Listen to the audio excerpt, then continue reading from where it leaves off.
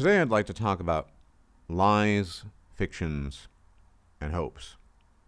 Now, all three of these categories have a lot to do with each other in the sense that they are all, at least in part, if not entirely, predicated on things simply not being true when it's very overt, or possibly not true. And sometimes it's a mixture of all things. And what I also want to talk about is our ability to tolerate different degrees of deception. And it's interesting. So let's take a really, really bad or good example, depending on how you want to interpret it, of something that's an outright lie or a fiction, and a person acting that out. Imagine you were to encounter a huckster, somebody who claims that his job is to take your savings and double it for only a 1% commission. And he assures you that he's trustworthy and he's willing to do this and that's his job and he enjoys it and it's all about helping people out. I mean, it's theoretically possible, but it's so unlikely to be true that everyone would give this guy a wide berth, and most people would make some very, very justifiable but also negative assumptions about the guy and think, well, clearly he's a con man, he's trying to rip people off. Although we don't know for a fact that he's lying, it's almost certain that he is probably lying, and it's a fiction. And the problem we have with it is the harm that it potentially produces, because there are all sorts of fictions, and we'll talk about that in a bit, that don't produce, we could say, overt harm, and they're much more liable to be interpreted in different ways. So a huckster, a con man of that sort, making ludicrous offers or propositions, we tend not to trust that outright. And then there are far more gray areas, such as sincere religious belief. Let's talk about, for example, the proposition that exists in some sects and varieties of Christianity that we are bodily resurrected after we die, that we are reconstituted physically in the most pristine, healthy form possible, presumably by their God. Now, there are almost no good reasons for believing this is true, and it almost certainly is not true, but it's not a lie per se in the same sense. It's not being directed at people to deceive them necessarily, although it can be. And people believe it for other reasons, hope, and we'll get into that in a bit as well. People believe in these things because it offers them some kind of hope of a future that goes past this current life. And we tend not to judge those people very harshly. On the other hand, I'm sure many of you have heard of these huckster clerics that operate from these megachurches that at times present themselves as healers with divine or magic powers, and that's a little bit different.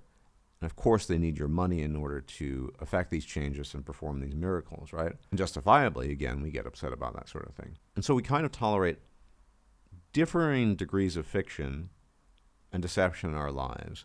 Some things are more of an affront to us than others. Things that seem to directly correspond to harm, things that seem to be willful in their deception, and things that seem to correlate to harm in our eyes, or harm or hurt visited upon other people through the process of deception. And then you get the more extreme examples, such as the huckster I mentioned, in which case it's pretty overt, etc., etc. Now, oftentimes a claim has been made that human beings, I think Peterson was one of these guys who made this claim, need to exist within the framework of some meta-narrative, which is to say facts are insufficient.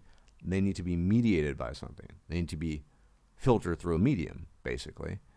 And only then do human beings not understand these things, but internalize them and appreciate them. And it's an interesting proposition, and I think it is partly true, because I want to piggyback a little bit here on my previous video about the so-called interabled couple, which I think is a grand deception, as I presented in that video, where I talked about the fact that the whole point of the scam that they're running is to strain your credulity and your horizon of expectations to tell you that all the norms you've come to accept and your basic understanding about the world is incorrect. Not even generally true, and here's an exception, but just incorrect. Because these people are not, for example, saying, yeah, usually in the mating and dating game, people look for optimal mates, but this is an exception. I just took pity on the guy. No, they're just saying that it's about love or something along those lines, and they leave it at that. Now, where's the lie here? Well, to begin with, we know that mating and dating is not a charity operation. There are things like reciprocal altruism, what have you, but that's not charity either. But in the mating and dating game, no one, I do mean no one, went out there and said, I want to look for the biggest, best downgrade out there possible. Someone who's 4 to 5 points lower on the 1 to 10 scale than I am, somebody who's dumber, somebody who's uglier, somebody who's completely incompetent and can't even hold a conversation. This said no one in the history of humanity. Sure, people have settled, but initially no one sought that out, which is why it strains credulity. Mating and dating, reproduction, is not a charity. And the reason why people like this are especially protected from skeptics, and the reason why, in general, the love industry is protected from skeptics, is because it is encased, effectively, in a meta-narrative, which is to say, most people are aware of the nuts and bolts, the mechanics, the reductionist aspect of mating and dating, but they still like to wrap it up in a nice nuance and very sweet cake, so to speak. It's all about love. It's all about commitment. It's all about these things. And love is, of course, ennobling, right? It lifts you up. Whence the reason so many men have written love poetry and love songs and you name it. And sure, it does do that. It does that work. But that, it is claimed, is necessary to propagate the idea of mating and dating in general. Which is to say, when we get to the bottom of this, people are saying, well, if we just reduce everything to nuts and bolts, people are not going to be as interested. And they're not going to pursue these things, and they're not going to pursue love and marriage and blah, blah, blah. And that's actually partly true. In my own journey throughout the years, I've noticed that the more my understanding mechanically of how these things have worked, the less interest I have in general, to the point where I have basically zero interest at this stage of my life. And it wasn't even that gradual. It took hold rapidly as soon as I fundamentally grasped the mechanics behind mating and dating and the evolutionary background there. And I think that's true of a lot of people.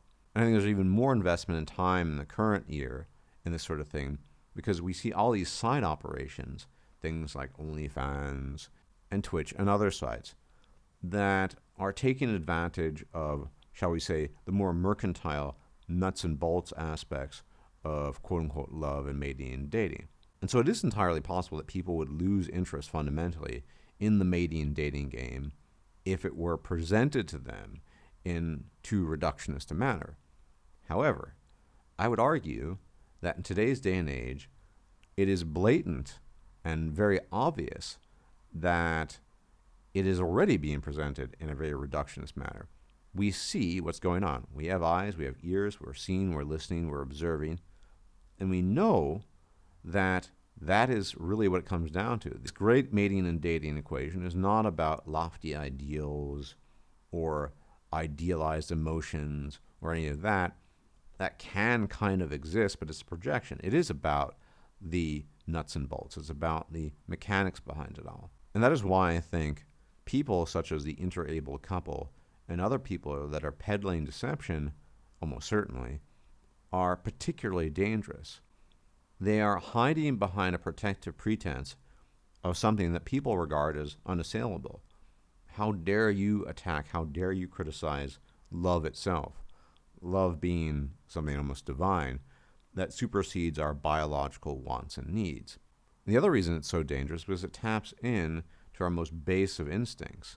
The hindbrain, our sexual desires, our emotional desires, all these things that are essentially automated actions by now in our current state of being.